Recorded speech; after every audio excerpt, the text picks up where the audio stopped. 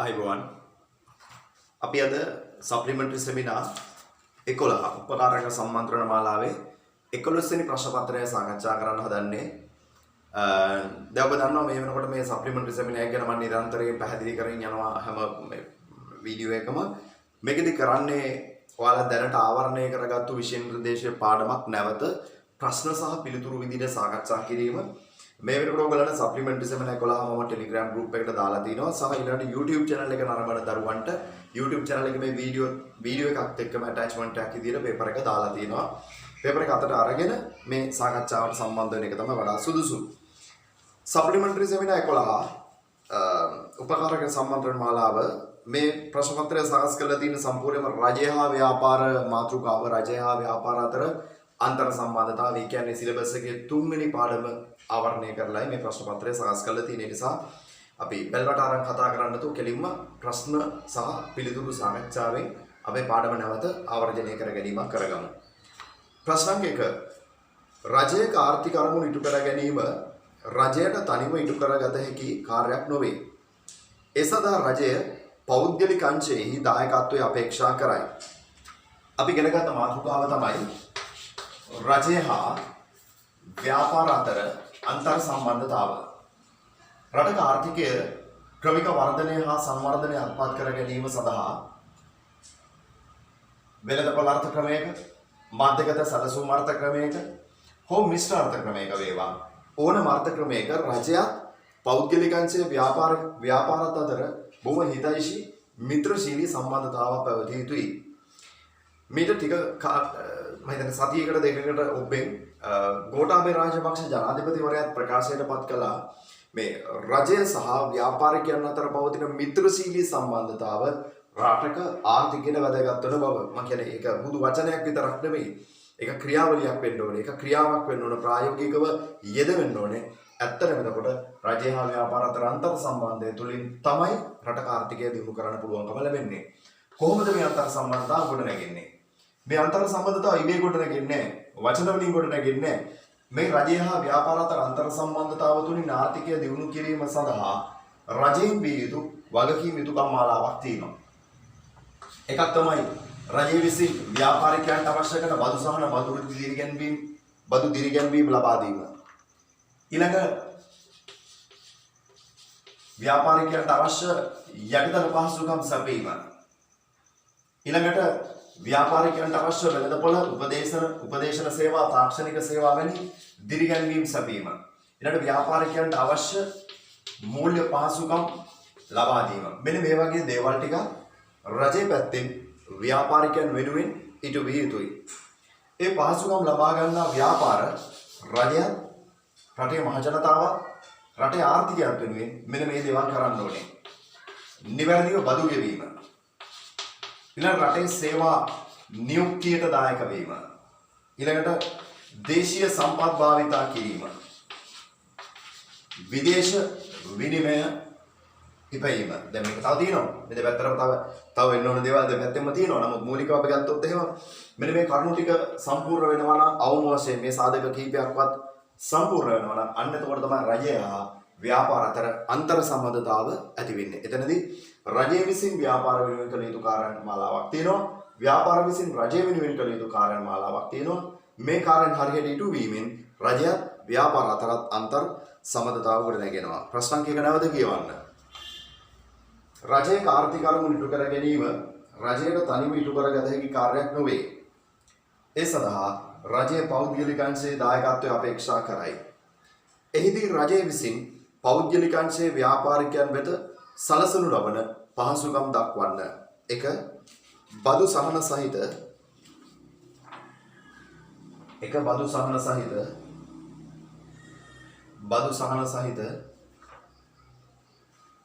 යහපත් බදු ක්‍රමයක්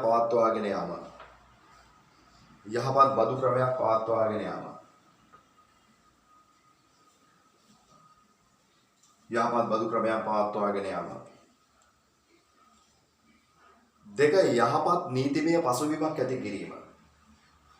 දෙක යහපත් නීතිමය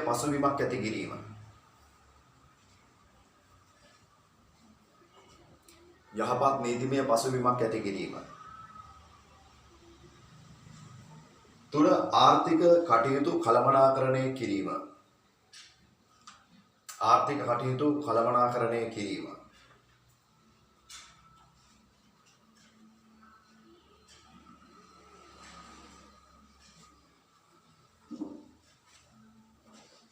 යටිතල පහසුකම් සැපීම. යටිතල පහසුකම් සැපීම.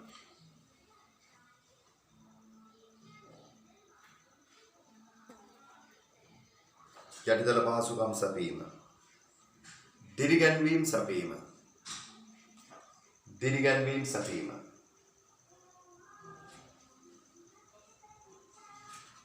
දිරිගැන්වීම් සැපීම. බලශක්තිය සැපීම. බලශක්තිය සැපීම.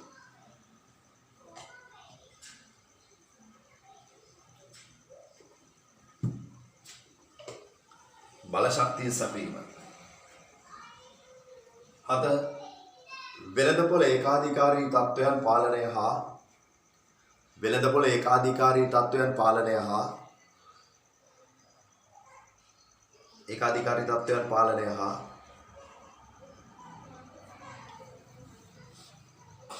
සාධාරණ තරඟකාරීත්වය ඇති කිරීම. සාධාරණ තරඟකාරීත්වය ඇති කිරීම.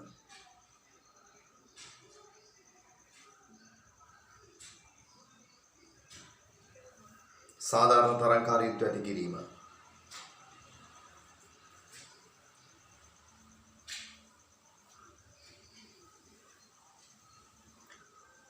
ඊළඟ ධනය හා ආදායම සාධාරණ ලෙස බෙදා හැරීම. ධනය හා ආදායම සාධාරණ ලෙස බෙදා හැරීම. ධනය හා ආදායම සාධාරණ ලෙස බෙදා හැරීම.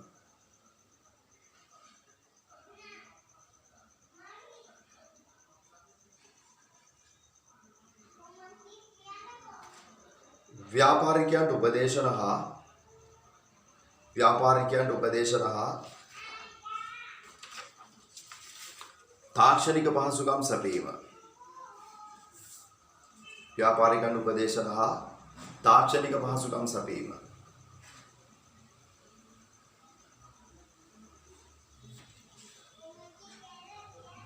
ප්‍රශ්නක දෙකේ අයන්න. පොදුවේ රජයක් විසින් ඉටු කර ගැනීමට අපේක්ෂිත අරමුණු දක්වන්න. අයි කියනවා රජයක් විසින් ඉටු කර ගැනීමට අපේක්ෂිත අරමුණු දක්වන්න. දෙකේ අයන්න. අංක දාන ප්‍රශ්නක දෙකේ අයන්න. රජයක් විසින් මේ පෞද්ගලික අංශයේ දායකත්වයෙන්ොත් රජයේ සෝත්සාහයෙන්ොත් රජය විසින් ඉටු කර ගැනීමට අපේක්ෂා කරන ප්‍රධාන ආර්ථික අරමුණු මොනවාද? ලියා ගන්න එක. ආර්ථික වර්ධනය හා සංවර්ධනය. ආර්ථික වර්ධනය හා සංවර්ධනය. රජයක පළවෙනි ආර්ථික අරමුණ. ඒකෙන් අදහස් වෙන්නේ රටක මූර්ත නිෂ්පාදනය. එහෙම නැත්නම් භෞතික භාණ්ඩ සේවා නිමෝව කාලයක් තිස්සේ අඩුම ගානේ අවුරුදු 10ක් වගේ කාලයක්වත් අඛණ්ඩව දිගින් දිගටම භෞතිකව භාණ්ඩ සේවා නිමෝම ඉහළ යාම. ඒ ඉහළ යන තත්ත්වයට කියනවා ආර්ථික වර්ධනය කියලා. ආර්ථික සංවර්ධනය කියලා කියන්නේ සමාජ ජීවිතයේ මිනිසුගේ ජීවන තත්ත්වයේ අධ්‍යාපනයේ සෞඛ්‍ය වගේ මූලික අවශ්‍යතා සම්බන්ධ මිනිසුගේ ප්‍රශ්නවලදී ඒවා සපුරාගත හැකි මට්ටමක පවතින බව. එහෙම නැත්නම් මානව දර්ශකවල යහපත් පැවැත්මක් පවතින බව. මිනිසුන්ගේ ජීවන තත්ත්වය ගුණාත්මක දියුණුවකට ලක්ව ඇති බව. අන්න ඒකට කියනවා ආර්ථික සංවර්ධනය කියලා. රජයක් විසින් ඉටු කර ගැනීමට අපේක්ෂිත පළවෙනිම ආර්ථික අරමුණ තමයි ආර්ථික වර්ධනය හා සංවර්ධනය. අංක 2 රටේ පවතින සම්පත් වලින් ලියන්න එපා. රටේ පවතින සම්පත් වලින් 90ක් ඵලදායී නිෂ්පාදන කටයුතු සඳහා කියන්නේ භූමිය, ශ්‍රමය, ප්‍රාග්ධනය වගේ ප්‍රධාන නිෂ්පාදන සාධක ඵලදායී නිෂ්පාදන කාර්යයන් සඳහා, ආර්ථික කාර්යයන් සඳහා, ව්‍යාපාර කාර්යයන් සඳහා යෙදවිය යුතු බව. දෙවැනි ආර්ථික අරමුණ අපි ඒකට කියනවා පූර්ණ සේවා නියුක්තිය කියලා. පූර්ණ සේවා නියුක්තිය. right. තුන්වෙනි එක සාධාරණ ආදායම් ව්‍යාප්තිය. තුන්වෙනි එක සාධාරණ ආදායම් ව්‍යාප්තිය. සාධාරණ ආදායම් ව්‍යාප්තිය. සාධාරණ ආදායම් ව්‍යාප්තිය කියන්නේ මේ ලෝකේ වාසය කරන මිනිසුන්ගෙන්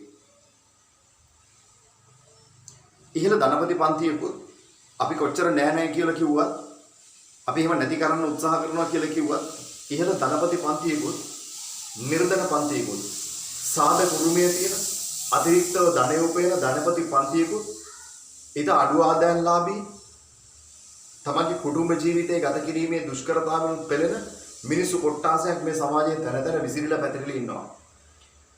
ආර්ථික විද්‍යාව පිළිබඳ ප්‍රශ්න මහාචාර්යවරයෙක් කරපු සමීක්ෂණයකින් හෙළිදරව් වෙලා තියෙනවා හරි ඛේදවාචක තත්ත්වයක් ලෝකේ තමයි මේ ලෝකේ තියෙන සම්පත් වලින් හරි අඩක්. හරි. මේ ලෝකේ තියෙන ජාතික සම්පත් වලින් රටවල් වලට ආවේනික සම්පත් වලින් වත්කම් වලින් හරි අඩක් හිමි වෙන්නේ මිනිස්සු 60කට පුද්ගලයන් 60 දෙනෙකුට. ඒක හරි ඛේදවාචකයක්. හේතුව තමයි ලෝකේ ජනගහනය බිලියන 7.2ක් පමණ ආසන්නයි.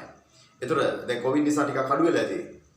නමුත් අතිවිශාල ජනගහනයක් ඉඳද්දී මේ බිලියන 7.1 ඉක්ම වූ ජනගහනයක් ලෝකෙින් ඉඳද්දී බලනකො මිනිස්සු 60කට පුද්ගලයන් 60කට තමයි මේ ලෝකේ වත්කම් වලින් මේ රටවල් වල තියෙන වත්කම් වලින් හරියටක් හිමි. එතකොට බලන්න ආදායම් ව්‍යාප්තිය විෂමතාව කොයිතරම්ද කියලා ඔබ ගන්න ඉන්දියාව වගේ රටක් හරි කනගාටු ලංකාව වගේ රටකත් ඒ තත්ත්වය එසේමයි. මේ ඉහළ ධනපති පන්තියක් අතිරික්තය මුක්ති විඳිද්දී පහළ නිර්ධන පන්තියක් තමන්ගේ අවම ජීවන මට්ටමව තහවුරු කරගන්න බැරි තත්වයක ඉන්නවා. එතකොට මේ දෙක තුලනය කිරීම රජයේ ව්‍යාපාරිකංශයේ වගකීමක් රජයට තමයි අවසන් වගකීම පැවරෙන්නේ. එක්ක පහළ ආදායම් ලාභීන්ට සුරක්ෂිත ආදායම් මාර්ග හදලා දෙන්න ඕනේ. ඔවුන්ගේ ආදායම් සුරක්ෂිතතාව ඇති කරන්න ඕනේ. ඉහළ ධනපති පන්තියෙන් බදු ලෙස රැස් කරගන්නා ධනය සංක්‍රාම සහනාධාර විදිහට රටේ නිර්ධන පන්තිට බෙදලා දෙන්න ඕනේ. මේක කරන්න පුළුවන් රජයට විතරයි. පැහැදිලි. ඒ නිසා තමයි කවතාවක් අර රවි කරුණානායක මුදල් ඇමතිතුමා අයවැය යෝජනාවක් ගැන අයවැය ලේඛනයේ කියපු වෙලාවේ ඒක පුවත්පත්වල නම් කළේ සරදියල් ගෑවැයක් කියලා. ඒක හැබෑවටම සරදියල් ගෑවැයක්ද කියන එක නම් විවාද සහගතයි. හරි. මොකද සරදියල් කියන මිනිස්සයා ඉස්සර කරලා තියෙන toy වෙලේනේ. සුද්දෝන්ගේ මංකොල්ල කාපු අතිරික්ත ගෙනල්ලා ගම්මලේදීම දුප්පත් මිනිස්සුන්ට බෙදපු එක. ඉතින් මේ රටේ මේ අපේ ලංකාවේ තේ ඛේදවාචක තත්ත්වෙ තියෙනවා. හරි. ඉතින් මේක කරන්න පුළුවන් මේ විෂමතාව අඩු කරන්න පුළුවන්. මේ ආදායම් බෙදියාමේ විෂමතාව මේකට කියන්නේ. ආදායම් බෙදියාමේ විෂමතාව නැති කරන්න පුළුවන් රජයටමයි. කමිනිස්ට්‍රන්ට කරන්න පුළුවන් වැඩක් නෙමෙයි. නිසා රජයක ආර්ථික අරමුණක් වෙනවා.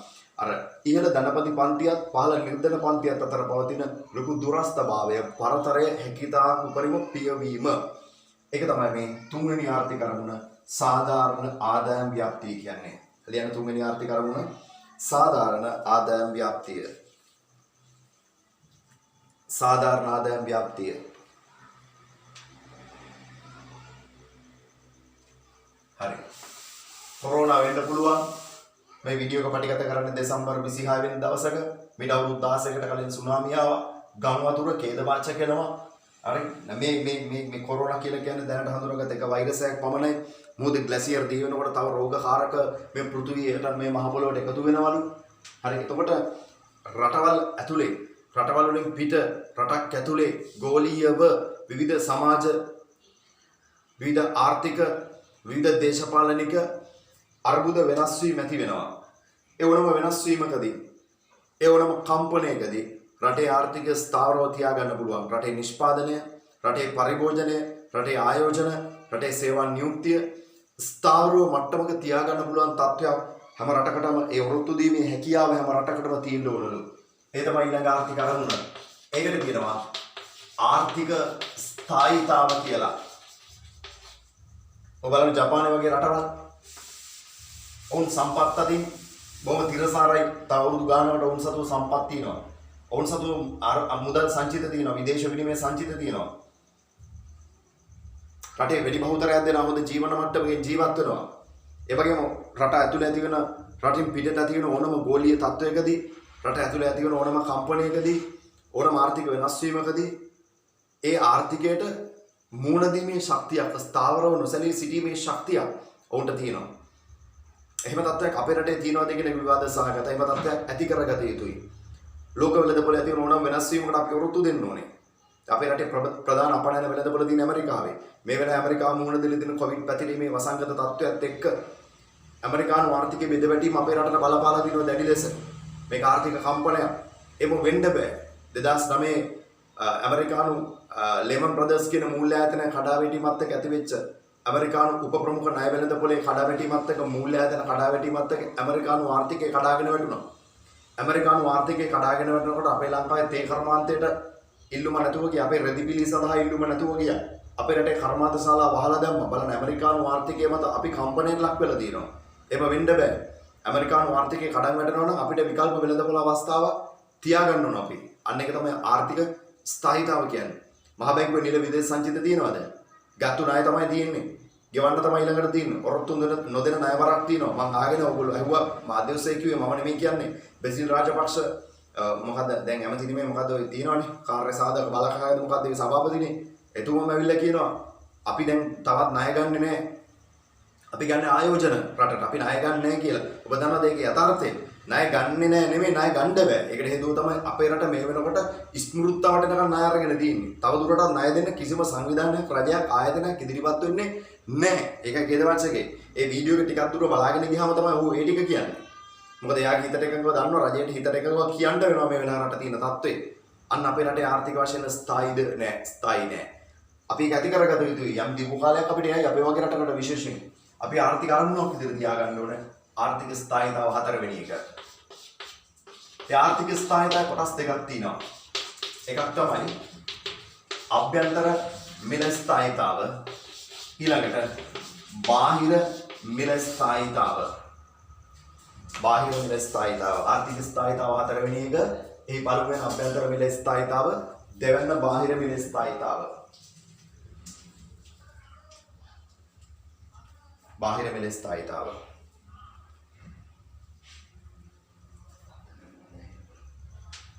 බාහිර මිල ස්ථායීතාව. 4 වෙනි ආර්ථික අරමුණ ආර්ථික ස්ථායීතාව. ඒ කොටස් දෙක අභ්‍යන්තර මිල ස්ථායීතාව, ආයන්න බාහිර මිල ස්ථායීතාව. 5 වෙනි ආර්ථික අරමුණ යහපත් අන්තර්ජාතික වෙළඳාම. යහපත් අන්තර්ජාතික වෙළඳාම.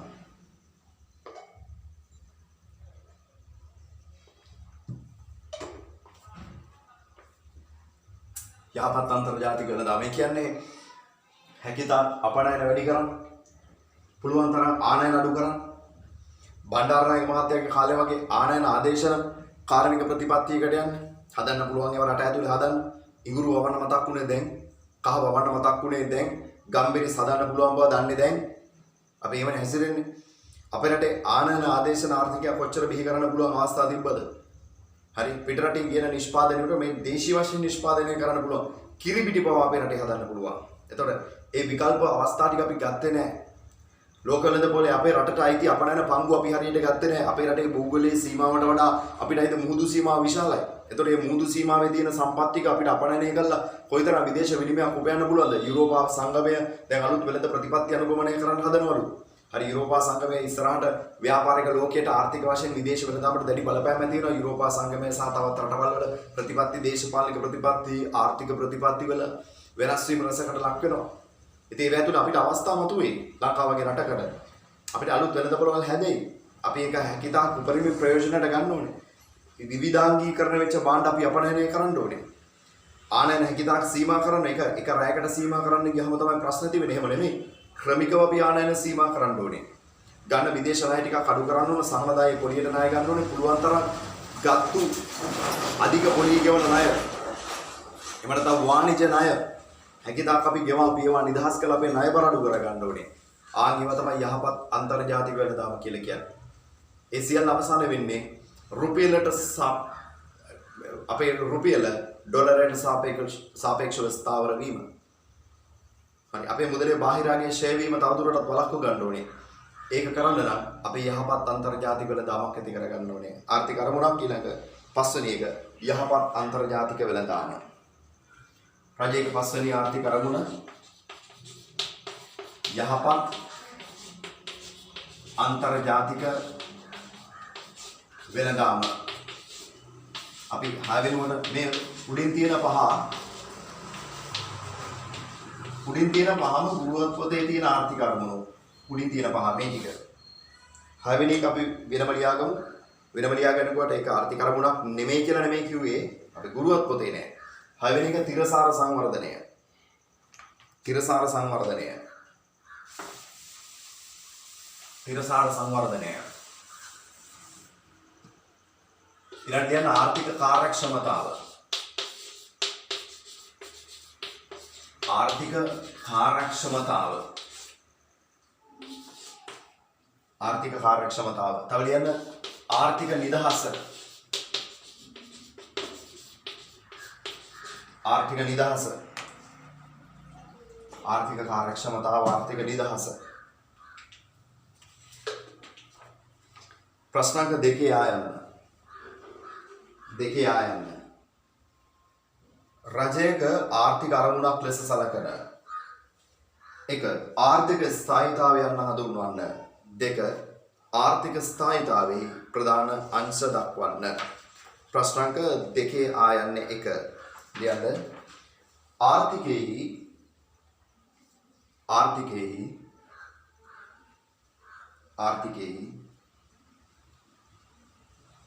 දේශීය වශයෙන් හා විදේශීය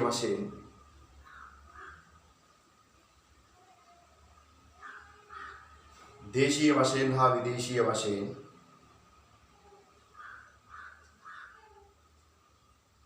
අර්බුදයක් ඇති නොවීමට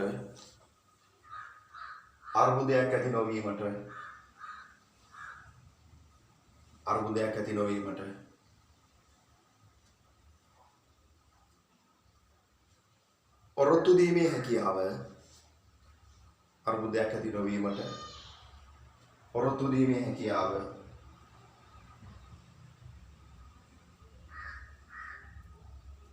ආර්ථික ස්ථායීතාව ලෙස හැඳින්වේ.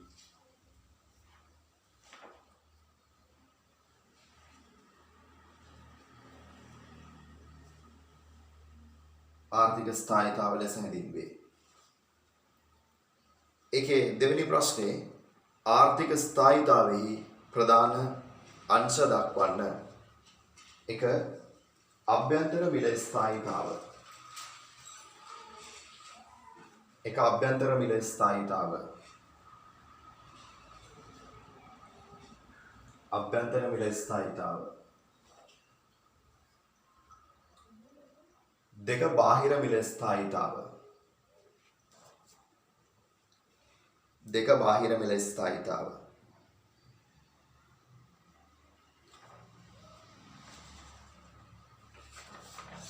හරි. ප්‍රශ්නාංක 3ට යන්න. රජයක ආර්ථික අරමුණු ඉටු කර ගැනීම සඳහා දැන් ඔය ඉහත දුන්නේ රජයක ආර්ථික අරමුණු දෙවෙනි ප්‍රශ්නේ. රජයක ආර්ථික අරමුණු ඉටු කර ගැනීම සඳහා ව්‍යාපාරිකයන් විසින් දායක විය යුතු ආකාරයන් දක්වන්න. 1. රජයට නිසි පරිදි බදු ගෙවීම. රජයට නිසි පරිදි බදු ගෙවීම. රජයට නිසි පරිදි බදු ගෙවීම.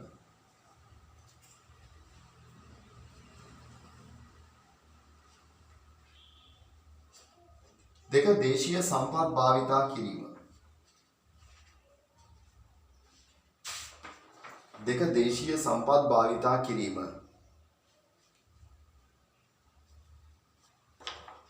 දේශීය සම්පත් භාවිතා කිරීම. 3. රජය ක්‍රියාත්මක කරන ප්‍රතිපත්ති පිළිපැදීම. රජය ක්‍රියාත්මක කරන ප්‍රතිපත්ති පිළිපැදීම.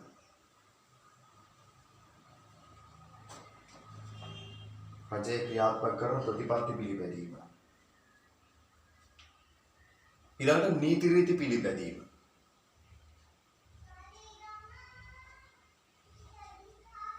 නීති රීති පිළිපැදීම. සේවා නියුක්තියට දායක වීම. සේවා නියුක්තියට දායක වීම.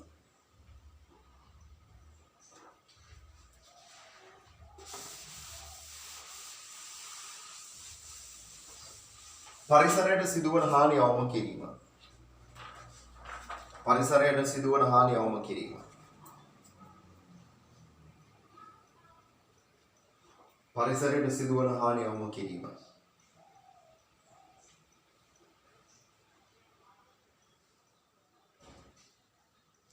විදේශ විනිමය එපෙීමට දායක වීම.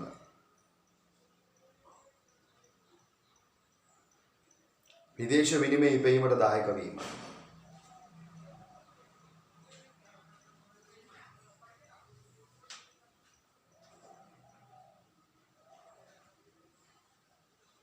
යටිතල පහසුකම් වලට දායක වීම.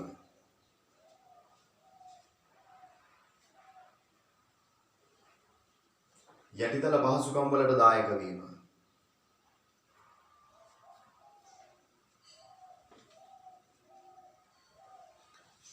නවෝත්පාදන බිහි කිරීම.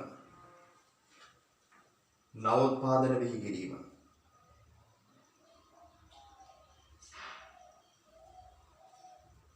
නවෝත්පාදන බිහි කිරීම.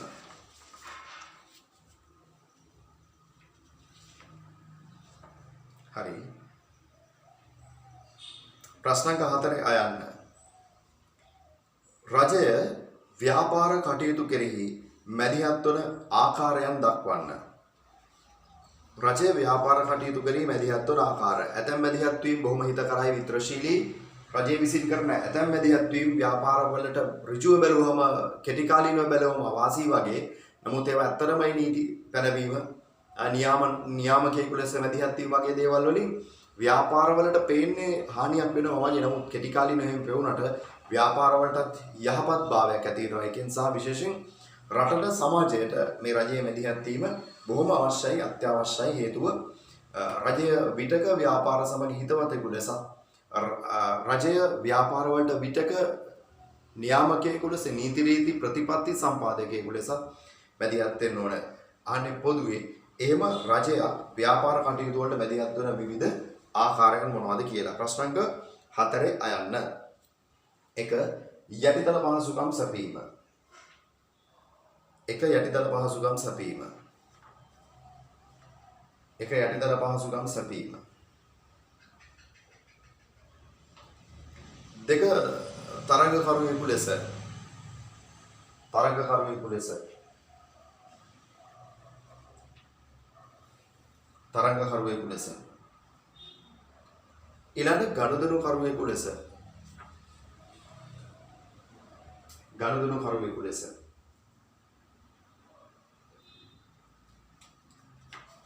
ප්‍රතිපත්ති සම්පාදකයෙකු ලෙස. ප්‍රතිපත්ති සම්පාදකයෙකු ලෙස.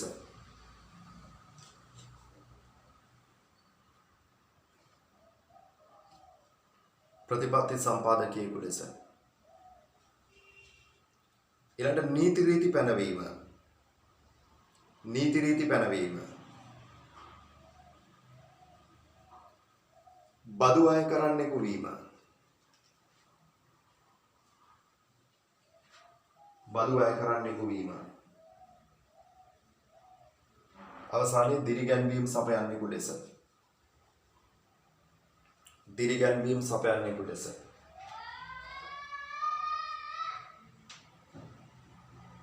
දිරිගැන්වීම සපයන්නෙකු ලෙස.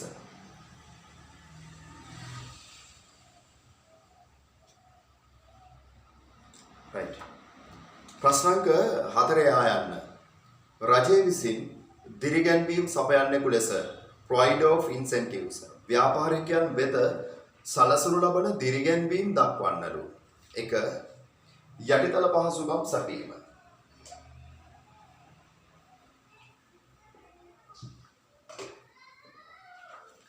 යටිතල පහසුකම් සැපීම.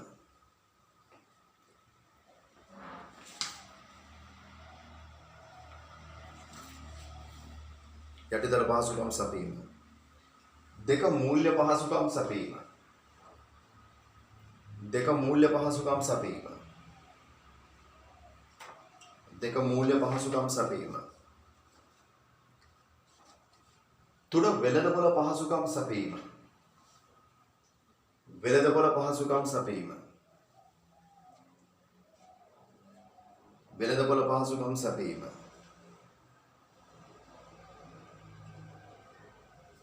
4. බදු දිරිගැන්වීම් ලබා දීම. බදු දිරිගැන්වීම් ලබා දීම.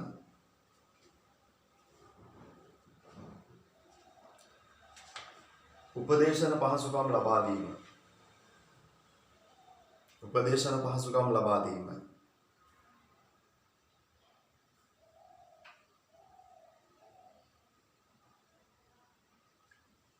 ආයතනික පහසුකම් ලබා දීම.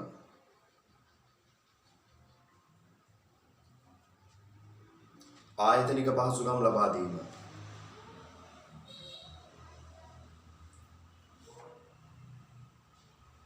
ඊළඟට තාක්ෂණික පහසුකම් ලබා දීම. තාක්ෂණික පහසුකම් ලබා දීම.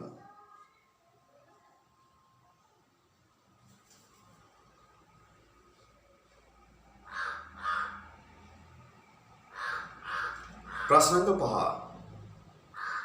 රජයේ ෆිස්කල් ප්‍රතිපත්තිය සම්බන්ධව අසා ඇති පහත ප්‍රශ්න වලට පිළිතුරු සපයන්න. රජයක ආර්ථික අරමුණු ඉටු කර ගැනීම සඳහා අහගන්නවද? ලියන්න එපා. රජයක ආර්ථික අරමුණු. රජයක ආර්ථික අරමුණු කියුවේ ආර්ථික වර්ධනය හා සංවර්ධනය, පූර්ණ සේවා නියුක්තිය, සාධාරණ ආදායම් ව්‍යාප්තිය, ආර්ථික ස්ථායීතාව, යහපත් අන්තර්ජාතික වෙළඳාම වගේ රජයක් විසින් ඉටු කර ගැනීමට අපේක්ෂිත ආර්ථික අරමුණු ඉටු කර ගැනීම සඳහා රජය විසින් භාවිතා කරන උපාය මාර්ග තමයි ආර්ථික ප්‍රතිපත්ති කියන්නේ. මේ ආර්ථික අරමුණු ඉටු කර ගැනීම සඳහා රජය විසින් භාවිතා කරන ප්‍රධාන ආර්ථික ප්‍රතිපත්ති දෙකක් තියෙනවා. එකක් ෆිස්කල් ප්‍රතිපත්තිය, අනිත් එක මූල්‍ය ප්‍රතිපත්තිය. එතකොට මේ ෆිස්කල් ප්‍රතිපත්තියේ තියෙන විවිධ උපකරණ. ෆිස්කල් ප්‍රතිපත්තිය ඇතුලේ තියෙන රාජ්‍ය ආදායම හා රාජ්‍ය වියදම හැසිරවීමෙන්, මූල්‍ය ප්‍රතිපත්තියේ තියෙන මුදල් සැපයුම හා ණය සැපයුම පොලි අනුපාත හැසිරවීමෙන් ආර්ථිකය තුල ඇති කරන යහපත් තත්වයක්. ඒක රජයට යහපත් තත්වයක් වෙන්න ඕනේ. ඒක ව්‍යාපාරිකයන්ට යහපත් තත්වයක් වෙන්න ඕනේ. රටේ මහ ජනතාවගේ අපේක්ෂා ඉටු වන තත්වයක් ඇති කරන්න ඕනේ. මේ ෆිස්කල් ප්‍රතිපත්තිය රාජ්‍ය ආදායම වියදම අඩු වැඩි කිරීමෙනුත් වෙනස් කිරීමෙනුත් මූල්‍ය ප්‍රතිපත්තිය යටතේ මුදල් සැපයුම, ඒ ගලා යා යුතු අංශ, මුදල් සැපයුම අඩු වැඩි කිරීම, ණය සැපයුම අඩු වැඩි කිරීම සහ පොලි අනුපාත වෙනස් කිරීම, ඇඩ්ජස්ට් කිරීම තුලින් රට තුල ඇති කරන යහපත් සමාජ ආර්ථික වාතාවරණයක්. ඒ අවසන් ප්‍රතිඵලය විදිහට තමයි රජය තමන්ගේ ආර්ථික අරමුණු ළඟා කර ගැනීම කරන්නේ. එතකොට රජයක ආර්ථික අරමුණු ඉටු කර ගැනීම සඳහා රජය විසින් භාවිත කරන ප්‍රධාන උපාය මාර්ග දෙකයි. එකක් තමයි ෆිස්කල් ප්‍රතිපත්තිය, අනිත් එක මූල්‍ය ප්‍රතිපත්තිය. ඔය ප්‍රශ්න කිරීම කරන්නේ දැන් ෆිස්කල් ප්‍රතිපත්තිය ගැන මේ පේපර් එකේදී. ප්‍රශ්නාංක 5. රජයේ ෆිස්කල් ප්‍රතිපත්තිය සම්බන්ධව අසා ඇති පහත ප්‍රශ්න වලට පිළිතුරු සපයන්න. අයන්න ෆිස්කල් ප්‍රතිපත්තිය යන්න හඳුන්වන්න. ලියනවා රාජ්‍ය ආදායම හා වියදම් සම්බන්ධව රාජ්‍ය ආදායම හා වියදම් සම්බන්ධව රාජ්‍ය ආදායම හා වියදම් සම්බන්ධව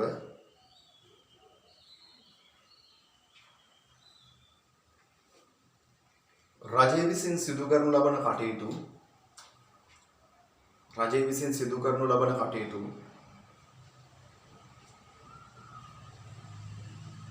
රජය විසින් සිදු කරනු ලබන කටයුතු ෆිස්කල් ප්‍රතිපත්තිය ලෙස හැඳින්වේ. ෆිස්කල් ප්‍රතිපත්තිය ලෙස හැඳින්වේ.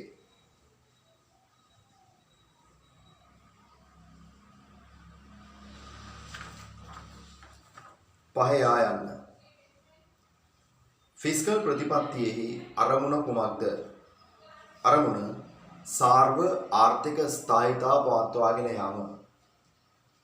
ෆිස්කල් ප්‍රතිපත්තියේ අරමුණ සාර්ව ආර්ථික ස්ථායීතාව පවත්වාගෙන යාම.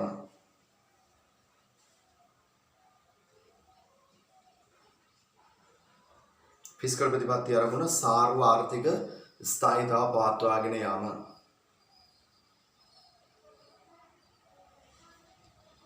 මේ ෆිස්කල් ප්‍රතිපත්තියේ ප්‍රධාන උපකරණ දෙකක් මම ඔයාලට දැන් කිව්වත් එක්කනේ. ෆිස්කල් ප්‍රතිපත්තියේදී රජය හසුරුවන්නේ ව්‍යාපාර වලට බලපෑම් කිරීම සඳහා එක පැත්තකින් රාජ්‍ය ආදායම, අනිත් එක රාජ්‍ය වියදම. එතකොට ඔයාගේ ඊළඟ ප්‍රශ්නෙන් අහන්නේ පහේ ඈන්ෙන් අහන්නේ ෆිස්කල් ප්‍රතිපත්තියේ ප්‍රධාන උපකරණ ලෙස සලකන රාජ්‍ය ආදායම හා රාජ්‍ය වියදම යන්න හඳුන්වන්න. රාජ්‍ය ආදායම රාජ්‍ය ආදායම රාජ්‍ය ආදායම යම් ආර්ථිකයක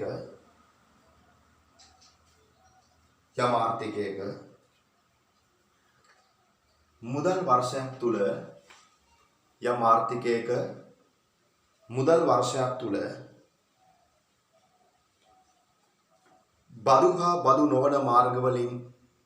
බදු හා බදු නොවන මාර්ගවලින්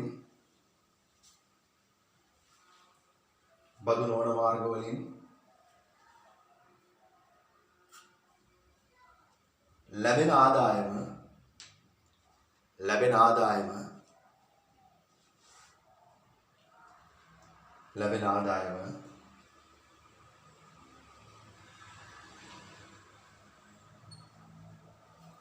රාජ්‍ය ආදායම ලෙස හැඳින්වේ.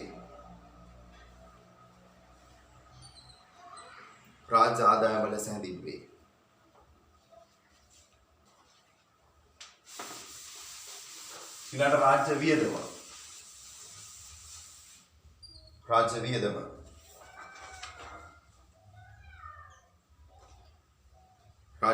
විස්තරයක් එකකට රජයේ ආර්ථික අරමුණු ඉටු කර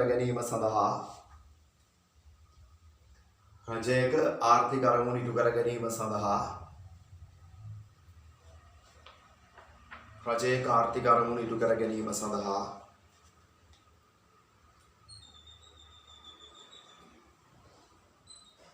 වර්තන වියදම් හා ප්‍රාග්ධන වියදම් වශයෙන්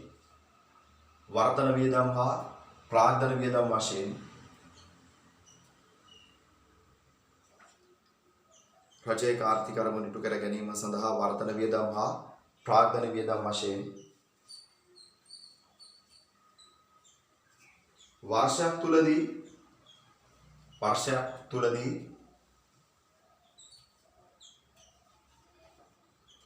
රජය විසින් කරනු ලබන මුළු වියදම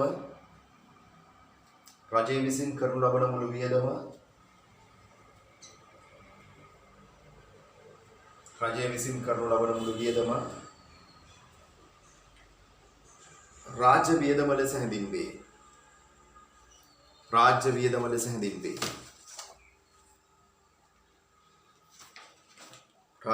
ලෙස හැඳින්වේ.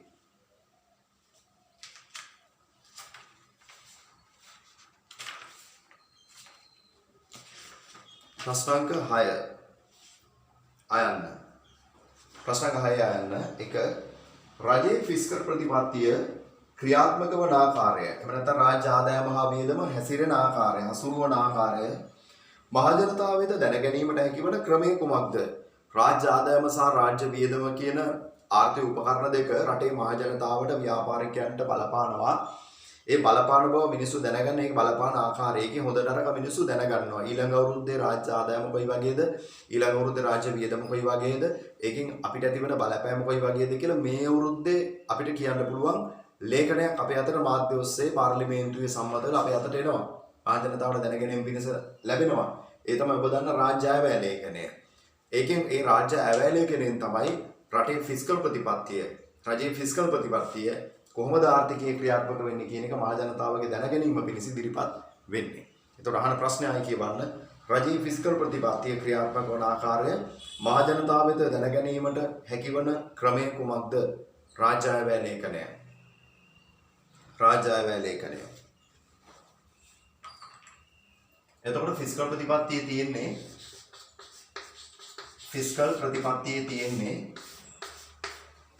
එක පැත්තක රාජ්‍ය ආදායම, අනිත් පැත්තේ රාජ්‍ය වියදම. අපි රාජ්‍ය ආදායම නැවත කොටස් දෙකකට බෙදනවා. බදු ආදායම සහ බදු නොවන ආදායම කියලා. රාජ්‍ය වියදම නැවත කොටස් දෙකකට බෙදනවා. වර්තන වියදම සහ ප්‍රාග්ධන වියදම කියලා. ප්‍රශ්නයක් අහනවා ඊළඟ. රාජ්‍ය ආදායම බදු ආදායම හා බදු නොවන ආදායම ලෙස ප්‍රධාන කාණ්ඩ දෙකකට බෙදිය හැකිය. ඔබගේ ප්‍රශ්න කිරීම කරන්නේ මේ සඳහන් වන බදු ආදායම තුල රජය විසින් රැස් කරගන්න බදු වර්ග තියෙනවා. මොකද්ද මේ බද්දක් කියන්නේ? බද්දක් කියන්න හඳුන්වන්නලු ඔයාලගේ ගුරුවක් පොතේ නිර්වචනයක් තියෙනවා. ඒක තමයි අපි ලියන්න ඕනේ. බද්දක් කියනවා. බදු අය කරන්නේ කවුද? රජය හෝ රජයට අනුබද්ධිත ආයතනයක්. බදු ගෙවන්නේ කවුද? බදු ගෙවන්නේ එක්කෝ ව්‍යාපාරිකයෝ එක්කෝ මහජනතාව. විශේෂත්වයක් තියෙනවා. බදු කියන එක අපි කැමති වුණත් කොච්චර කැමති වුණත් ගෙවන්නම වෙනවා. නැත්නම් අපි නීතියට අහු වෙනවා. නැත්නම් අපිට මේ භාණ්ඩ සේවා පරිභෝජනය කිරීමේ අවස්ථාව නැති වෙනවා.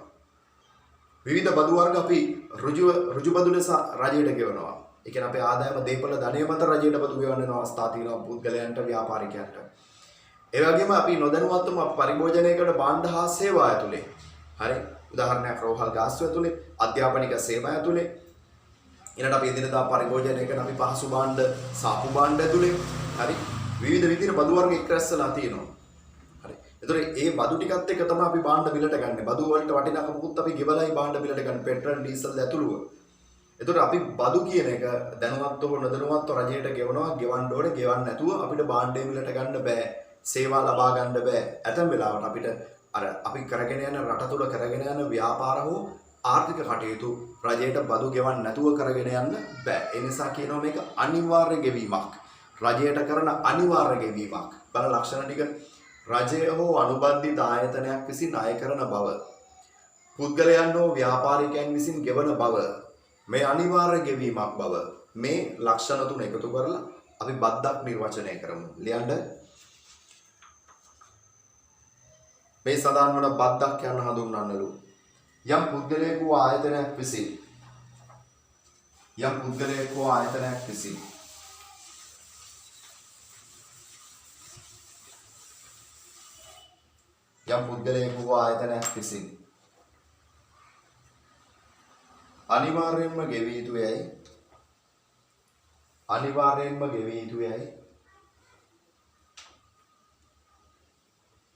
අනිවාර්යෙන්ම ගෙවිය යුතුයයි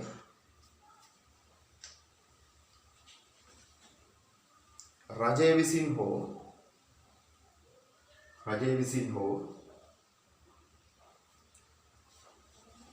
රජයේ බලධාරී ආයතනයක්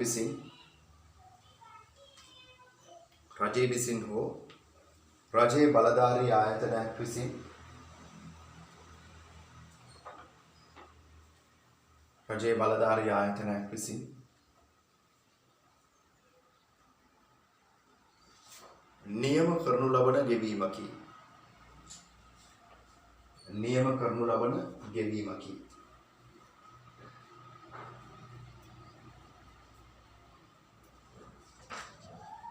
නියම කරනු ලබන ගෙවීමකි. ඊළඟ ආයන්න පහද දැක්වෙන බදු වර්ග හඳුන්වන්න. පළවෙනි එක නිෂ්පාදන බදු.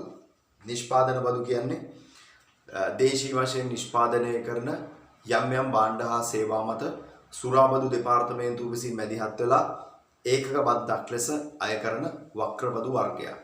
එතකොට මේක වැට් වගේ. හරි. වැට් හැබැයි ප්‍රතිශත බද්දක් මේක ඒකක බද්දක් විදිහට රජය අය කරන්නේ. ඒ තමයි නිෂ්පාදන බද්ද. දෙවෙනි එක සෙස් බද්ද. හරි විශේෂ බද්දක් ලංකාවේ රාජ්‍ය ආදායමට එකතු වෙන සෙස් බද්ද. මොකද සෙස් බද්ද කියලා කියන්නේ අර මේ දැන් අපි ඒක විශේෂ වෙන්නේ මෙතනින් රජය විසින් එක් රැස් කර ගන්නා බදු සහ බදු නොවන ආදායම යන්නේ එක ගිණුමකට. ඒ තමයි රජයේ ඒකාබද්ධ අරමුදලට. බදු ගෙවන මිනිස්සුන්ගේ බදු ටික, ඍජු බදු ටික, වක්‍ර බදු ටික, ව්‍යාපාරිකයන්ගෙන් ගන්න ගාස්තු හා ආදායම්, මිනිස්සුන්ගේ ණය කරන දඩ ගාස්තු ආදායම්, ආයතනවල ලාභ, මහ බැංකුවේ පොලි ඔය ඔක්කොම යන්නේ රජයේ ඒකාබද්ධ අරමුදලට. ඒක තමයි රජයේ ආදායම් රැස් කරන ගිණුම.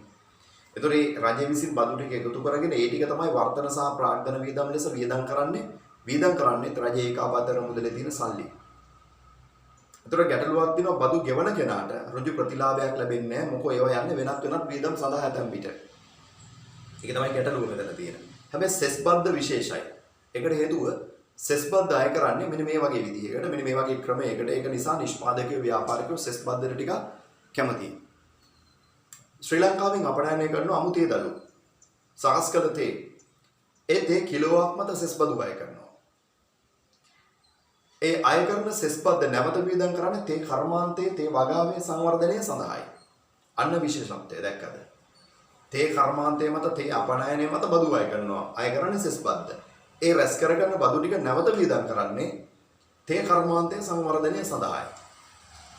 ආනයනය කරන බීලුණු මත සෙස් බද්දක් අය කරනවා. ආනයන බීලුණු කිලෝවක් මත අය කරන සෙස් බද්ද එකතු වෙලා එකතු කරපු බදු ටික නැවත වියදම් කරන දේශීය බීලුණු වගාව දියුණු කිරීම සඳහායි. දුරකථන ගාස්තු මත සෙස් බදු අය කරනවා.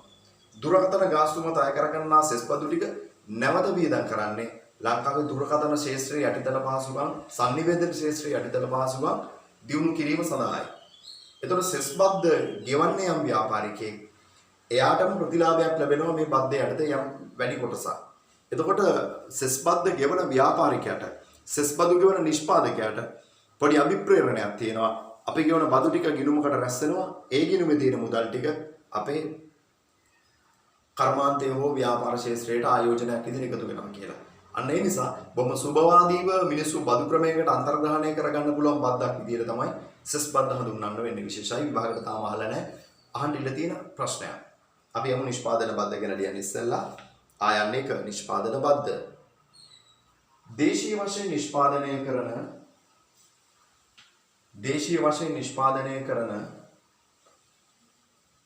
දේශීය වශයෙන් නිෂ්පාදනය කරන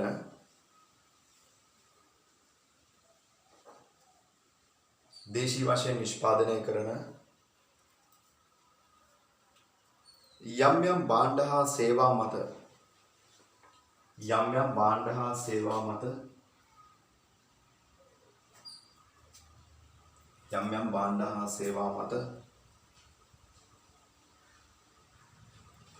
අය කරන බද්දකි. යම් යම් භාණ්ඩ හා සේවා මත අය කරන බද්දකි.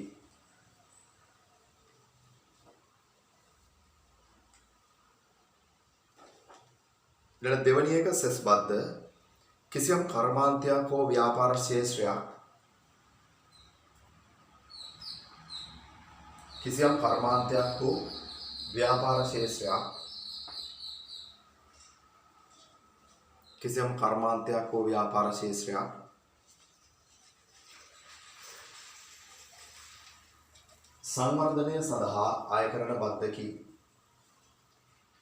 සංවර්ධනය සඳහා අය කරන බද්දකි.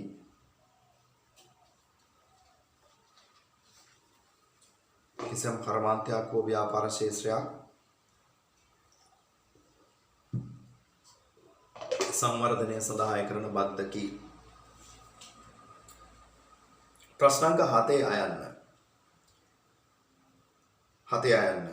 රාජ්‍ය ආදායමට දායක වන ඍජු බදු හා වක්‍ර බදු යන ඒවා නිදසුන් දෙමින් පැහැදිලි කරන්න. අපි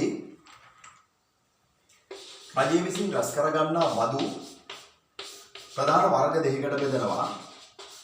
බදු ගෙවන බද්දට යටත් වන පුද්ගලයා බද්දට යටත් වන ආයතනයේ විසින්ම ගෙවිය යුතු එම පුද්ගලයාගේ හෝ ව්‍යාපාරයේ ආදායම දේපල ධනය මත අය කරන බදු වලට කියනවා ඍජු බදු කියලා. එසේ නොවන අපි පරිභෝජනය කරන භාණ්ඩ හා සේවා වලට එකතු වෙලා තියෙන ව්‍යාපාරිකයාගෙන් අය කරන නමුත් ඔහු ඒ බද්ද භාණ්ඩයේ මිලට එකතු කරලා අවසාන වශයෙන් පාරිභෝගිකයා මත විතැන් කරන බදු. ඒවට කියනවා වක්‍ර බදු කියලා. නැත්නම් භාණ්ඩයේ බිලක් තියෙනවා ඒ මත බද්දක් අය කරනවා ව්‍යාපාරිකයා ගෙවන්න ඕන බද්ද ව්‍යාපාරිකයා මොකද කරන්නේ භාණ්ඩයෙන් මිලට එකතු කරලා පාරිභෝගිකයන්ට පවරන. උදාහරණයක් එකතු කළාගේ මත බද්ද අපි ගෙවන්නේ එහෙමයි. නිෂ්පාදන බද්ද ගෙවන්න අපි එහෙමයි. ජාතිය ගොඩනැගීමේ බද්ද අපි ගෙවන්නේ එහෙමයි. ඒ බදු අපේ භාණ්ඩවල මිලට එකතු වෙලා තියෙන්නේ. එතකොට අපි භාණ්ඩයේ මිලක් ගෙවන ගමන් රජයේ බදුත් ගෙවලා තියෙන අපි පාරිභෝගිකයෝ. හැබැයි ඒක ව්‍යාපාරිකයා ගෙවන්න ඕන බද්දා. දැන් ව්‍යාපාරිකයා කරන්නේ අපෙන් එක එක්රැස් කර දෙන එක විතරයි. මොකද ව්‍යාපාරිකයට බලයක් තියෙනවා. එකතු කළාගේ මත බදු, නිෂ්පාදන බදු, ජාතිය ගොඩනැගීමේ බදු, සෙස් බදු වගේ ඒවා තව කෙනෙකුට විතන් කරන්න ඉඩකඩක් දීලා තියෙනවා. එම අවසරයක් දීලා තියෙනවා. පාරිභෝගිකයා දැනුවත් කළා මේ බද්ද විතන් කරන්න පුළුවන්. අපිට මේ බදු නොගෙව ඉන්න බෑ. නොගෙවුවොත් අපිට මේ භාණ්ඩයේ හෝ සේවාව ලැබෙන්නේ නැහැ. අපිට ඒක නිසා ගෙවන්න වෙනවා. ඒ තමයි වක්‍ර බදු වල හැටි. හැබැයි ව්‍යාපාරිකයෙක්ගේ ලාභ මතය කරන සමාගම් බද්ද, ව්‍යාපාරිකයෙක්ගේ ආදායම දේපල ධනය මතය කරන ආදායම් බදු, පුද්ගලික ආදායම් බදු වගේ ඒවා ඍජු බදු. ඒවා පාරිභෝගිකයා මත විතන් කරන්න බෑ. ඒවා අවසර නැහැ දීලා එහෙම විතන් කරන්න. ඒවා අදාළ බද්දට යටත් වන පුද්ගලයා හෝ ආයතනයේ විසින්ම ගෙවිය යුතුයි. එහෙම ගෙවිය යුතු ආදායම දේපල ධනය මත ගෙවන බදු වලට කියන්නේ ඍජු බදු කියලා. ඒවා විතන් කළ නොහැකි. විතන් කිරීම අසීරුයි. කළ නොහැකි නීම විතන් කිරීම අසීරු බදු. භාණ්ඩ හා සේවා පරිභෝජනයේ මත භාණ්ඩ හා සේවාවල මිලත් එක්ක අපි රජයට ගෙවන බදු වලට කියන්නේ වක්‍ර බදු කියලා. අපි බදු ඍජු බදු සහ වක්‍ර බදු ලෙස වෙන් කරන්නේ මෙන්න මේ පදනමේ. පදනම තමයි විතන් කිරීමේ හැකියාව. අන්න වචනේ. විතන් කිරීමේ හැකියාව එහෙම නැත්නම් බදු ආපාතය. විතන් කිරීමේ හැකියාව බදු ආපාතය එසෙත් නැත්නම් අවසාන වශයෙන් ඔබට අවශ්‍ය දේවල් ලියා ගන්න හොඳේ. විතන් කිරීමේ හැකියාව බදු ආපාතය එහෙම නැත්නම් බදුබර අවසාන වශයෙන් දරන්නේ බද්දට යටත් වෙන කෙනාම නම් ඒකට කියන්නේ ඍජු බදු කියලා. බදුබර අවසාන වශයෙන් දරන්නේ බද්දට යටත් වෙන කෙනා නෙමෙයි වෙනත් පාර්ශවයක් නම් එලෙස අය කරන බදු වලට කියන්නේ එලෙස අය කිරීමට අවසර දීන බදු වලට කියන්නේ වක්‍ර බදු කියලා. ඒ අනුව අපි විතන් කිරීමේ හැකියාව හේවත් අවසාන වශයෙන් බදුබර දරන්නේ කවුරුන්ද? එහෙම නැත්නම් බදු ආපාතය කියන සාධකයේ මත බදු වර්ග දෙකකට බෙදෙනවා. එකක් ඍජු බදු අනිත් එක වක්‍ර බදු. අපි දැන් චුට්ටක් ලියමු. ඍජු බදු හා වක්‍ර බදු යන ඒවා නිදසුන් දෙමින් පැහැදිලි කරන්න. ලියන්න ඍජු බදු.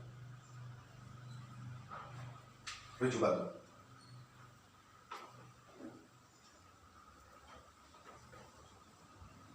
පුද්ගලයන්ගේ හෝ ව්‍යාපාරවල ආදායම මත හෝ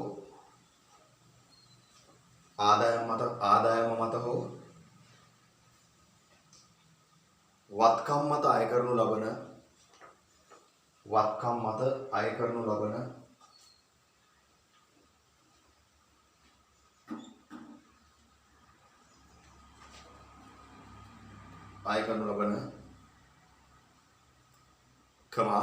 බද්දට යටත් වන පුද්ගලයා හෝ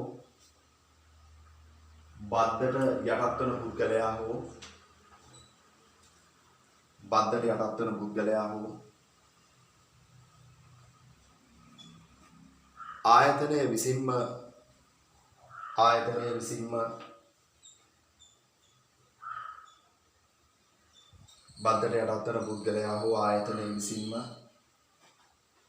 දැරිය යුතු බදු වේ.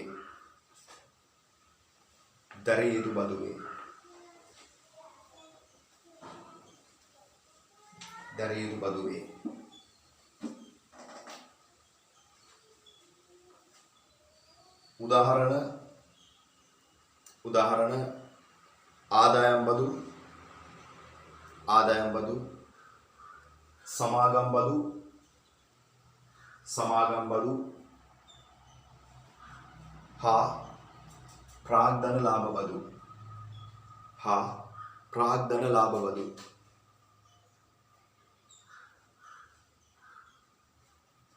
ප්‍රාග්ධන ලාභ බදු.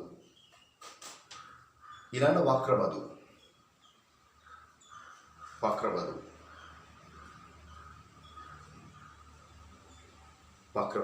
එයටදී භාණ්ඩ හා සේවා මත අය කරනු ලබන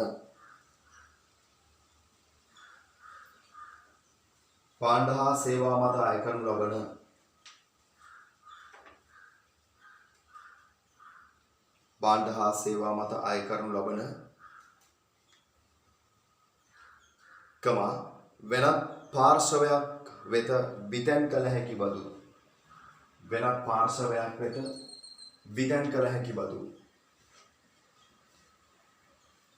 පාර්ශවයක් වෙත විතන් කළ හැකි බදු. වක්‍ර බදු ලෙස හැඳින්වේ.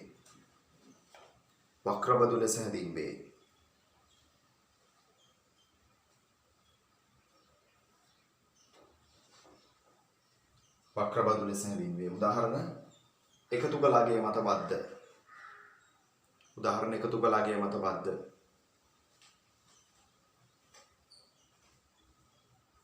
ඊළඟ නිෂ්පාදන බද්ද.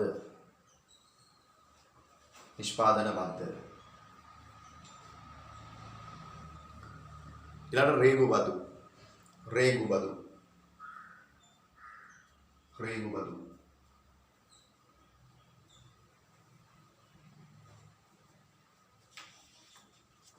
හරි. ප්‍රශ්න ගාතේ ආයන්න. අතීතයේ පැවති ජාතික ආරක්ෂක බද්ද හා භාණ්ඩ හා සේවා බද්ද හෙවත් GST ඒකාබද්ධ කරමින් එකතු කළාගේ මත බද්ද හෙවත් VAT හඳුන්වා දෙන ලදී. ප්‍රශ්නාංක 7 ආයන 1 එකතු කළාගේ මත බද්ධ යන්න හඳුන්වන්න. එකතු කළාගේ මත බද්ධ කියන්නේ ආර්ථිකයක බොහෝ විට නිෂ්පාදන කටයුතු වෙන්නේ අධීරයෙන් අධීර. ඒ කියන්නේ මෙහෙමනේ. දැන් පළතුරු වගා කරන්නේ තව තැනක. පළතුරු වලින් බීම හදන්නේ තව තැනක. ඒ බීම නියෝජිතයෙක් ගාවට වෙනවා නියෝජිතය කරන්නේ තව වැඩක්. ඒ කියනවා තොග වෙලෙන්ද ගාවට තොග වෙලෙන්ද බීම ටික විකුණන තව ගානකට. සිල්ලර වෙන්දත් අතට ගිහිල්ලායි පාරිභෝගිකයා වෙච්ච අපි අතට එන්නේ. බලන්න බීම බෝතලයක් කියන ක්‍රියාවලිය නිෂ්පාදන ක්‍රියාවලියේ බෙදාහැරීමේ ක්‍රියාවලිය අධීර තියෙනවා. ඒකෙදක අධීරවලදී ආර්ථිකයට අලුතෙන් එකතු වෙච්ච වටිනාකමට පමණයි බදු අය කරන්නේ. ඒක තමයි වැට් බද්ද කියන්නේ.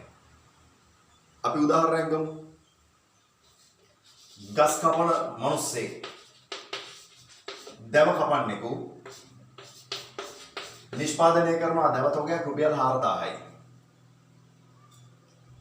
බද්ද 10%යි. මොන බද්දද? බද්ද 10% කියලා අපි උපකල්පනය කරමු. වැට් බද්ද 10%යි කියලා උපකල්පනය කරමු. එහෙනම් මේ රුපියල් 4000 දැව නිෂ්පාදකයා මත 10%ක් ටැක්ස් වෙනවා. ඊට පස්සේ මේ දැව තොගය භාවිතා කරමින් වඩු මහත්තයෙක් මේස තොගයක් නිෂ්පාදනය කරනවා 5000ක. ඔයාලට දැන් කතාව පැහැදිලි වෙන්න ඕනේ. දැව කර්මාන්තකරුවාගේ නිමවුම 4000යි. එයාගේ නිෂ්පාදනය කරන දැව තොගයේ වටිනාකම 4000යි. ඒ මත බදු අය කළා 10%ක් රජය. මොකද වැට් එක 10%යි වැට් අනුපාතය 10%යි. උපකල්පනය කරපු ගාණක් ලංකාවේ ගාණ ඊළඟට කියනවා. හොඳයි. ඊට පස්සේ මේ දැව තොගය භාවිතා කළ වඩු වාසුන් නැහැ කෙනෙක්. ඔහු නිෂ්පාදනය කරන මේස තොගයේ වටිනාකම රුපියල් 5000යි. මේ 5000 මත 10%ක වැට් බදු අය කරන්නේ නැහැ. මොකෝ මේ මේස තොගය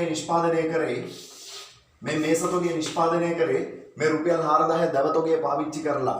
පැහැදිලි? මේ වඩු කර්මාන්තකරුවා තමන්ගේ මේස තොගය නිෂ්පාදනය කරේ මේ දැව තොගය භාවිතා කරලා. මේ දැව වටිනාකම මත 10%ක් බදු ගෙවලා ඉවරයි. ඒ නිසා 5000ක් වටින මේස හැබැයි ඒකේ තියෙනවා දැව රුපියල් 4000ක. දැව වටිනාකම අයින් කරනවා මොකද ඒ මත ටැක්ස් කරලා ඉවරයි බදු ගෙවලා ඉවරයි. වඩු කාර්මිකයා බිහි කරන සැබෑ නිමවුම 1000යි. අන්න මේ රුපියල් 1000 මත තමයි 10% ටැක්ස් එක වදින්නේ. පැහැදිලි? එතකොට වඩු කාර්මිකයාගේ එකතු කළාගේ කීයද? මේ තමයි වඩු කාර්මිකයාගේ එකතු කළාගේ 1000යි. කොහොමද එකතු කළාගේ හෙව්වේ? නිමවුම 5000යි. යදොම 4000යි. එකතු කළාගේ හොයන්නේ. එකතු කළාගේ සමානයි. එකතු කළාගේ සමානයි. නිමවුම වටිනාකම ලියා ගන්න ඕන. ඍණ යදොම වටිනාකම. මෙන්න මේ එකතු කළාගේ මත පමණක් රජය විසින් 10% බද්දක් අය කළා. මේ තමයි වැට් බද්ද අය කරන ක්‍රමය. ආර්ථිකයක යම් නිෂ්පාදනයක් අධීර කීපයක් යටතේ සිදුවන විට මේ කෙනෙක් අධීරවලදී ආර්ථිකයට එකතු වෙච්ච සැබෑ වටිනාකම මත පමණක් රජය විසින් බදු අය කරනවා. නමුත් ওই නෝට් එකේ ওই ප්‍රශ්නෙම කොටසක් විදියට අහන GST බද්ද එහෙම නෙමෙයි උනේ. ඒකේ උනේ දැව උපකල්පනය කරන ඉස්සලා කතාව දැව තොගයේ 4000 ඒ මත බදු අය කළා. වඩු කාර්මිකයා නිෂ්පාදනය කර මේස තොගය 5000 ඒ මතත් බදු අය කළා. 5000 මතත් බදු අය කළා. එතකොට 4000 මත දෙවතාවක් බදු අය කළා වෙනවා. අන්නේ ද්විත්ව බදු කරන දෝෂය GST බද්ද තිබ්බා. ඒ නිසා තිබෙච්ච මහජන සහ දේශපාලන විරෝධය නිසා රජය තීන්දුව කරා එංගලන්තේ වගේ රටවල ක්‍රියාත්මක ඉතාම මේ මහජනතාවට හිතකර යහපත් බදු ක්‍රමයක් විදියට වැට් බද්ද හඳුන්වා දෙන්න එංගලන්තේ තියෙන නිසා හොඳයි කිව්වා නෙමෙයි. නමුත් මේ බදු ක්‍රමය හරි සාධාරණයි මිනිස්සුන්ට. ආර්ථිකයක නිෂ්පාදන ක්‍රියාවලීන්වලදී ආර්ථිකයට එකතු වෙන සැබෑ නිමවුමේ වටිනාකම මත රජය විසින් බදු අය කිරීමක් කරා. ඒ තමයි එකතු කළාගේ මත බද්ද. ප්‍රශ්නාංක 7 ආයන්න 1 එකතු කළාගේ මත බද්ද යන්න හඳුන්වන්න. අපි ලියමු භාණ්ඩ හා සේවා මත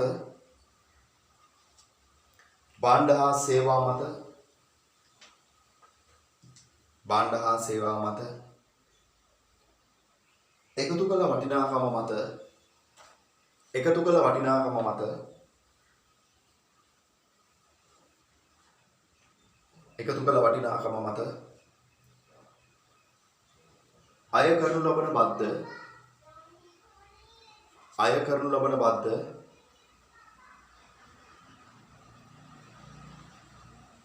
එකතු කළාගේ මත බද්ද ලෙස හැඳින්වේ. එකතු කළ අගේ මත බද්ද ලෙස හැඳින්වේ.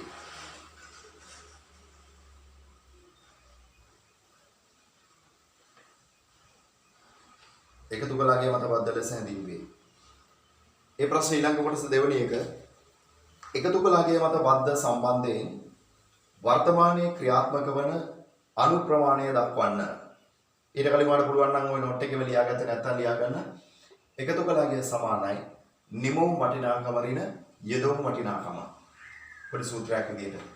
එකතු කළාගේ සමානයි නිමවුම් වටිනාකම රින යෙදවුම් වටිනාකම.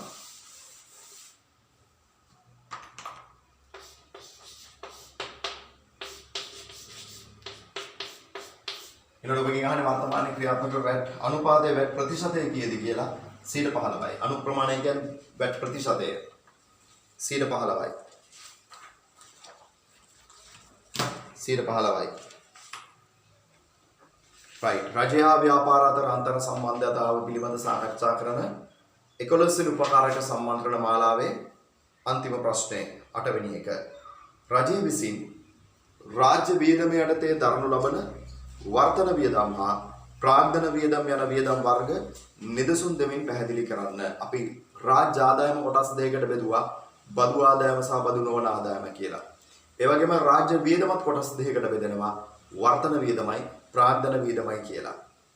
රාජ්‍ය සේවක වැටු රජය විසින් කරන භාණ්ඩ සේවා මිලට ගැනීම, පාසල් ලිලැඳුම් වවුචර් බෙදා හැරීම, ගොවි විශ්‍රාම වැටුප් ලබා දීම, පෝරණ සානාධාර ලබා දීම, විශ්‍රාමික වැටුප් ලබා දීම මේවා රජය විසින් මාසපතා මාස 3කට වතාවක් අඩුම ගානේ අවුරුද්දක් ඇතුළත දැරිය යුතුයි.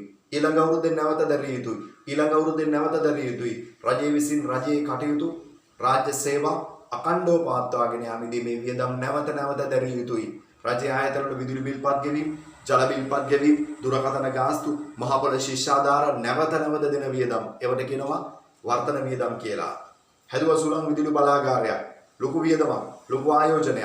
ඒව නැවත දරන්නේ දීර්ඝ කාලයකට එක වතාවයි දරන්නේ. අවුරුදු 50කට 20කට 10කට එක වතාවයි මේ වියදම් දරන්නේ. මොර්ගා කන්ද ජලාශීදි කළා. මාසෙන් මාස ජලාශීදි කරන්නේ රජය.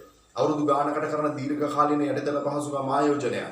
ආමියවට කියනවා ප්‍රාග්ධන වියදම් කියලා. ඒ අනුව රාජ්‍ය සේවා අඛණ්ඩව පවත්වාගෙන යාම සඳහා රජය විසින් නැවත දරන වියදම් වර්තන වියදම් ලෙස දිගු කාලීන ආයෝජන සඳහා දිගු කාලීන මූර්ත වත්කම් අත්පත් කර ගැනීම සඳහා ඒවා නඩත්තු කිරීම සඳහා රජය විසින් දරන වියදම ප්‍රාග්ධන වියදම ලෙසත් අපි හඳුන්වනවා.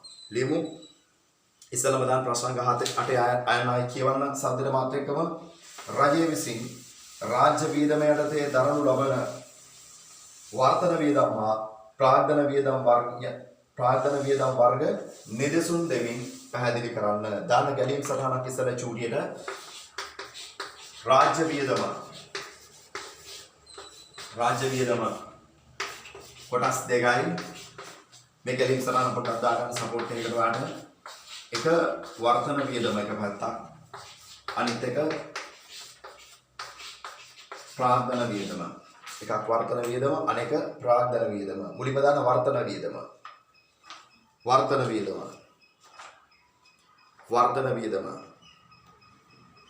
රාජ්‍ය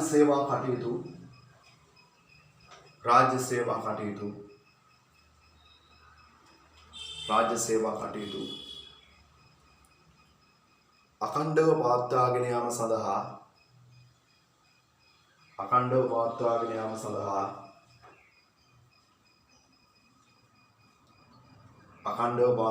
යාම සඳහා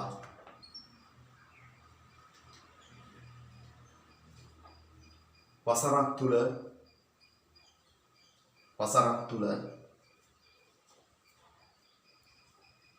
තුල රජය විසින් නැවත සිදු කළ යුතු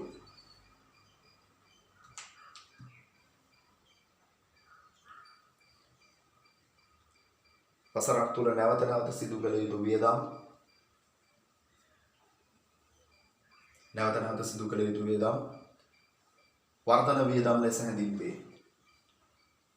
වර්තන වියදම් ලෙස හැඳින්වේ.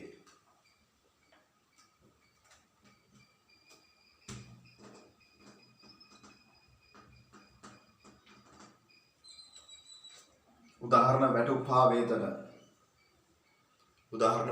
වේතන.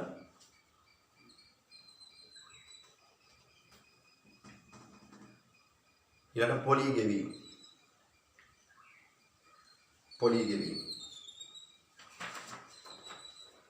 ඊළඟ ප්‍රාග්ධන වියදම්. ඊළඟ පොයින්ට් එක ප්‍රාග්ධන වියදම්. රජයක් විසින්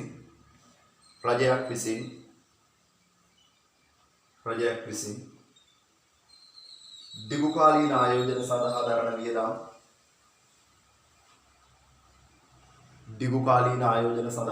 වියදම්.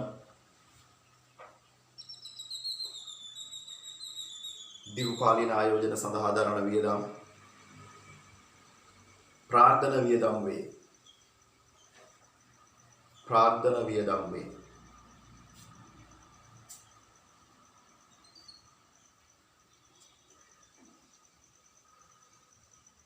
උදාහරණ මහා මාර්ග ඉදිකිරීම, පාලම් ඉදිකිරීම,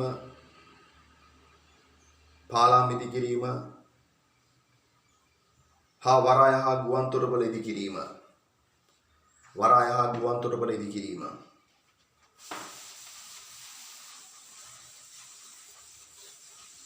අටේ ආයන අවසාන ප්‍රශ්නය. රජයේ ෆිස්කල් ප්‍රතිපත්තිය ව්‍යාපාරවලට බලපාන ආකාරය පැහැදිලි කරන්න. ආයි ප්‍රශ්නේ. රජයේ ෆිස්කල් ප්‍රතිපත්තිය ව්‍යාපාරවලට බලපාන ආකාරය පැහැදිලි කරන්න. රජයේ ෆිස්කල් ප්‍රතිපත්තිය ව්‍යාපාරවලට බලපාන ආකාරය විවිධ පැතිකඩ වලින් කියන්න පුළුවන්. නමුත් මේ උත්තරේදී අපි සීමාවන්ට යටත්ව ගුරුවත් පොතේ පිළිතුර මෙතනට ලියාගමු. මේක තමයි වඩාත් සුදුසු පිළිතුර. එනිසා මේ උත්තරේදී ෆිස්කල් ප්‍රතිපත්තිය ව්‍යාපාරවල බලපාන ආකාරය අපිට රාජ්‍ය ආදායම් පැත්තෙන් කියන්න පුළුවන්, බදු පැත්තෙන් කියන්න පුළුවන්, ඍජු බදු වක්‍ර බදු වලින් බලපාන හැටි වෙන වෙනම කියන්න පුළුවන්, රාජ්‍ය වියදමේ වර්තන වියදම බලපාන හැටි වෙනම කියන්න පුළුවන්, ප්‍රාග්ධන වියදම බලපාන හැටි වෙනම කියන්න පුළුවන්. නමුත් අපි ඒ විස්තීර්ණ උත්තරයක් වෙනුවට අපේ ගුරුවත් පොතේ අවශ්‍ය කරන පොයින්ට්ස් ටික දීලා තියෙනවා. අපි ඒ ටික ලියාගමු මෙතනින්. ෆිස්කල් ප්‍රතිපත්තිය ව්‍යාපාරවලට බලපාන ආකාරය පැහැදිලි කරන්න. පළවෙනි තරුව ආනයනික භාණ්ඩ සඳහා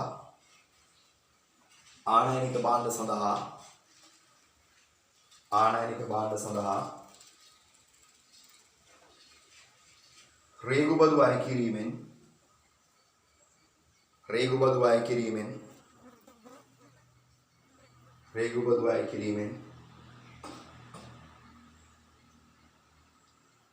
ආනයන සීමාවන අතර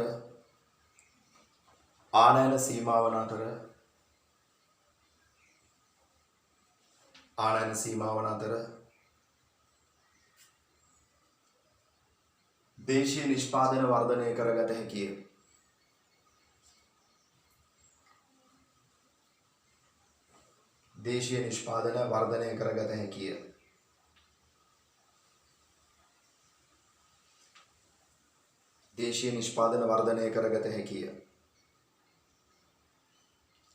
දෙවැනි තරුව දේශීය නිෂ්පාදිත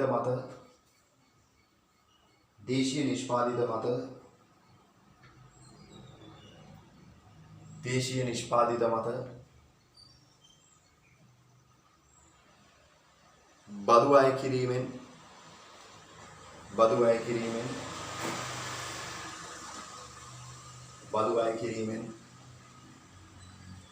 භාණ්ඩ හා සේවාවල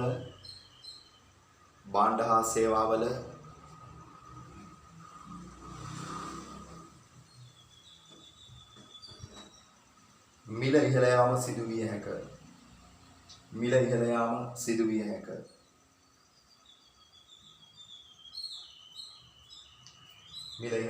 සිදු විය හැක.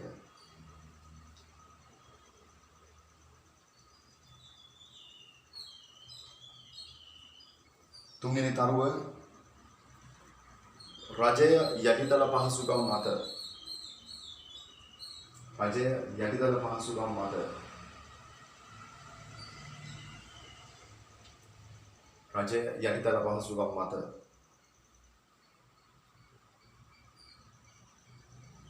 වියදම් දැරීම